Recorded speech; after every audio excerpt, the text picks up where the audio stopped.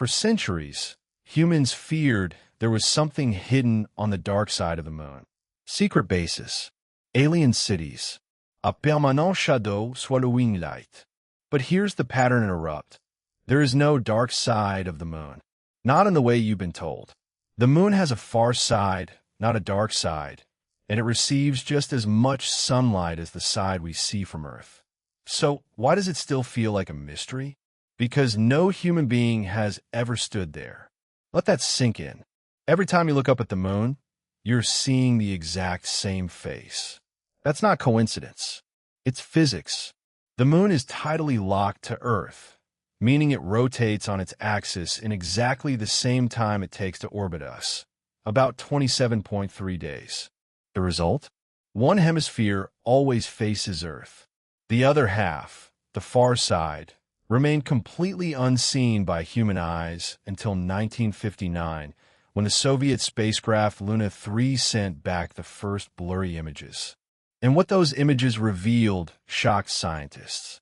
The far side looked nothing like the moon we know. The familiar dark patches we see from Earth are called Maria, vast basalt plains formed by ancient volcanic eruptions.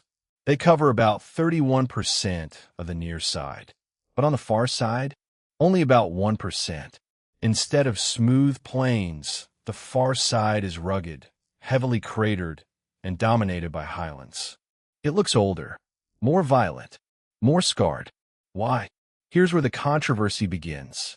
Scientists believe the moon's crust is significantly thicker on the far side, about 60 kilometers thick on average, compared to roughly 30 to 40 kilometers on the near side. A thicker crust would have made it harder for lava to break through billions of years ago, which explains the lack of Maria. But why is the crust thicker there in the first place? One leading theory suggests that early in the moon's history, Earth's heat influenced how the lunar crust formed, creating an imbalance. But the debate isn't fully settled. Even today, researchers are still refining models.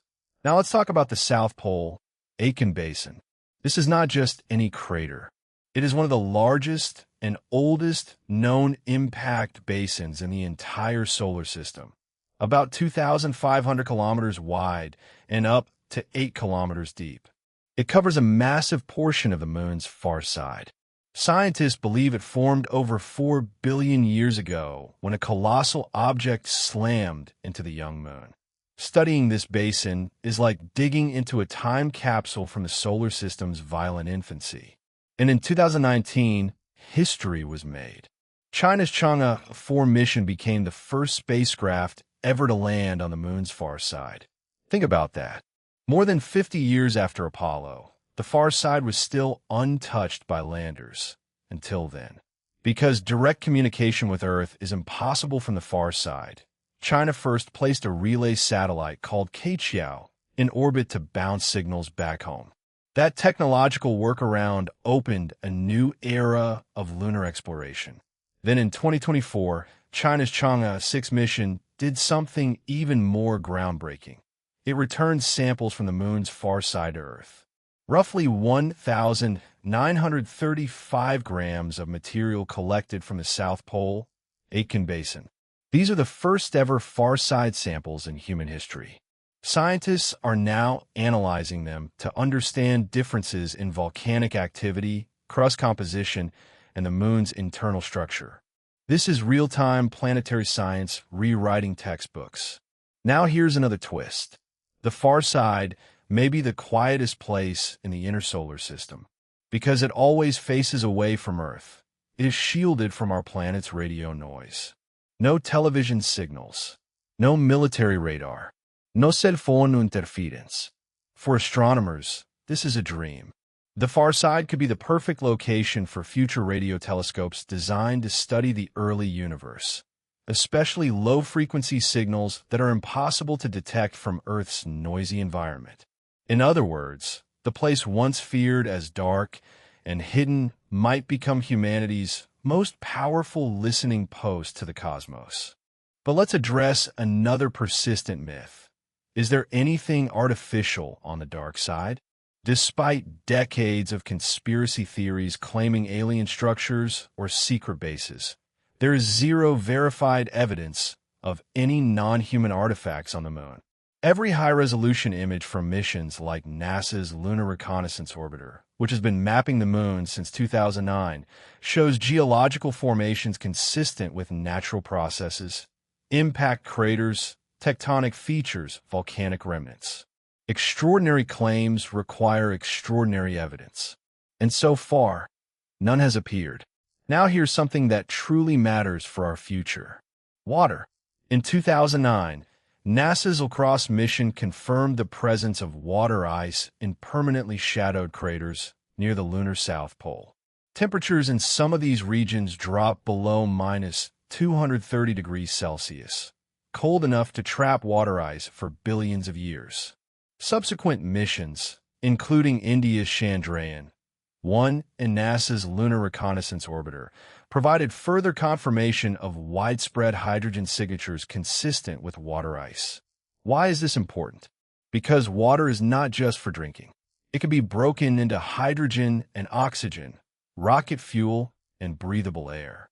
If humanity plans to build a sustained presence on the moon under NASA's Artemis program, these frozen reserves could be critical. Artemis 3, currently targeted for no earlier than 2027, aims to land astronauts near the lunar South Pole. While not strictly on the far side, this region overlaps with areas of permanent shadow and scientific interest connected to far-side geology. So when people ask, what's on the dark side of the moon? The real answer is more powerful than fiction. There are ancient scars from cosmic violence. There are geological records older than most surfaces on Earth. There may be vast reserves of water ice. There is radio silence deep enough to hear echoes from the birth of stars. And there are questions we still cannot fully answer. Here's the ultimate pattern interrupt. The moon is not a dead rock. Seismic data from Apollo missions revealed moonquakes. Some are caused by tidal forces from Earth. Others by thermal expansion as the surface shifts between roughly 127 degrees Celsius in sunlight and minus 173 degrees Celsius at night. Recent reanalysis of old Apollo data suggests the moon is still geologically active in subtle ways. It is evolving slowly. The far side is not darker. It is not cursed. It is not hiding alien cities. It is hiding data, and data is more valuable than myth. We are entering a new lunar race, not just about flags and footprints, but about resources, infrastructure, and scientific dominance. China plans additional robotic missions and a potential research station near the lunar South Pole in partnership with other nations.